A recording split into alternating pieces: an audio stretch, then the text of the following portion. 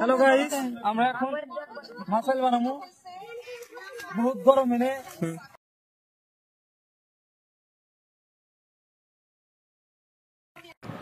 তো আসসালামু আলাইকুম everyone, welcome to my new blog. তো কেমন আছেন সবাই? আশা করি সবাই ভালো আছেন। তো আলহামদুলিল্লাহ আমরা ভালো আছি।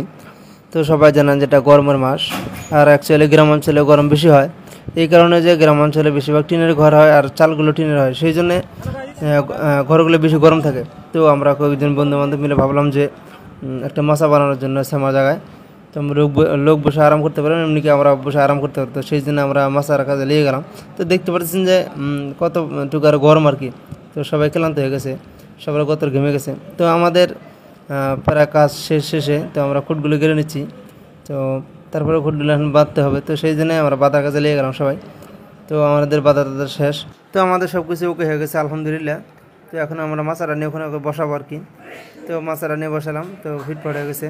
তো ভিডিওটা কেমন লাগলো বলবেন। তো ভিডিওটা যদি ভালো লাগে তো ফলো করে পাশে থাকবেন। আসসালামু আলাইকুম।